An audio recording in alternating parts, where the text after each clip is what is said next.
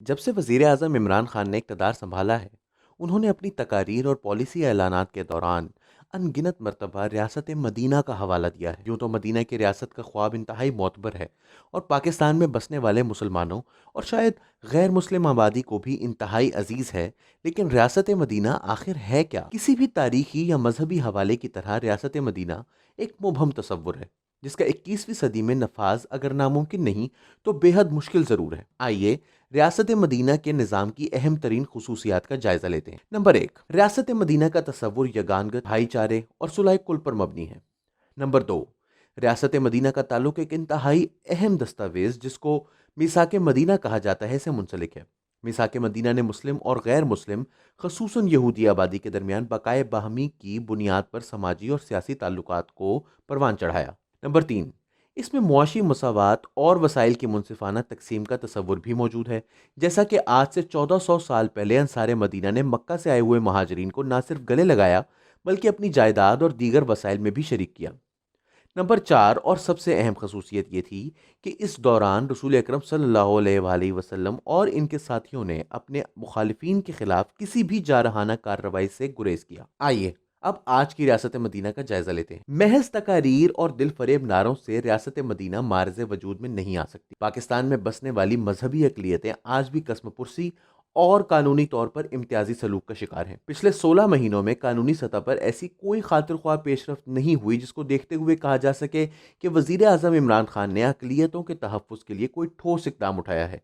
یہاں تو یہ عالم ہے کہ وزیر اعظم کی ہنر مند وزیر برائے انسانی حقوق دنیا بھر کے انسانی حقوق کے لیے تو آواز بلند کرتی ہیں، لیکن اپنے آنگن میں مسلے ہوئے پھول انہیں نظر نہیں آتے، چاہے وہ ہندو لڑکیوں کا اغوا اور جبری شادیاں ہوں یا احمدیوں کے ساتھ روا رکھے جانے والا سلوک۔ وزیر اعظم اور ان کی کابینہ اس کو تسلیم کرنے کو ہی تیار نہیں۔ اس حکومت کے آغاز میں ہی احمدیوں کے خلاف بھرپور پروپیگنڈے کا بندوبست اس وقت کیا گیا جب ایک احمدی ماہر معاشیات عاطف میاں کو ایک مشیر کے طور پر نامزد کیا گیا اور بعد میں وہ نامزدگی واپس لے لی گئی۔ اگر اس وقت عمران خان صاحب عاطف میاں کی اہلیت اور قابلیت کو مد نظر رکھتے اور ان کی مذہبی شناخت کو بھول جاتے تو یہ مدینہ کی ریاست بنانے میں ایک اہم قدم ثابت ہوتا۔ جناب عمران خان اپوزیشن کے رہنماؤں کو برا بھلا کہنے سے خود کو روک نہیں سکتے، حتیٰ کہ انہوں نے اپنی ایک تقریر میں ایک بیمار سیاسی حریف نواز شریف کے جیل میں سیل سے اے سی اتروانے جیسی اذیت پسند سوچ کا اظہار بھی کیا۔ مسئلہ یہاں عمران خان کی سوچ کا نہیں بلکہ ان کے کہے ہوئے الفاظ پر یقین کرنے والوں کا بھی ہے،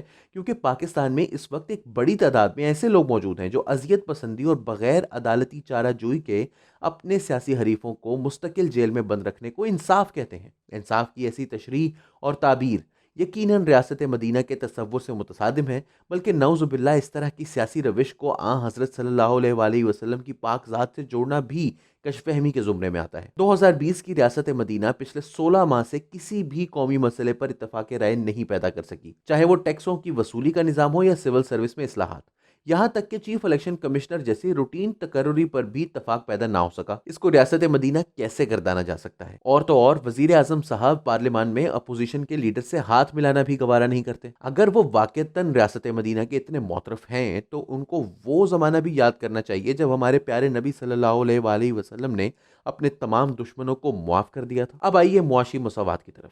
گزشتہ برس ہمارے عالی قدر وزیر اعظم صاحب نے اپنے ہی کیے ہوئے وعدوں کو رد کرتے ہوئے عالمی مالیاتی فنڈ کے ساتھ ایک معاہدہ کر لیا، جس کا خمیازہ پاکستان کے عوام خصوصاً متوسط طبقہ اور غریب آبادی بھگت رہے ہیں۔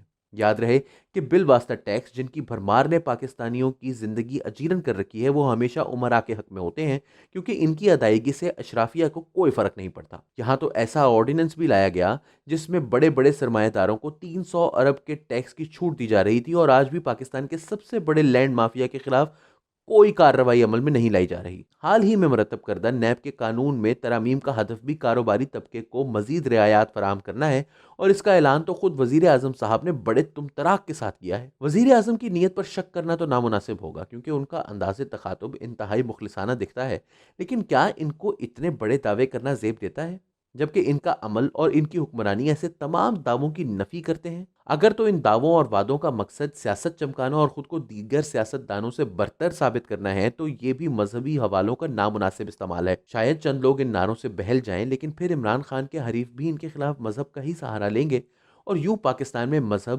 ہمیشہ اقتدار کے حصول کے لیے استعمال ہوتا رہے گا۔ مذہبی عقائد پاکستانیوں کے لیے انتہائی مقدس ہیں، اور ان کو فرد کی ذات سے اٹھا کر معاشرے پر تھوپنا نہ صرف ان کی توہین ہے، بلکہ کبھی کبھی یہی بات فساد کا موجب بھی بنتی ہے۔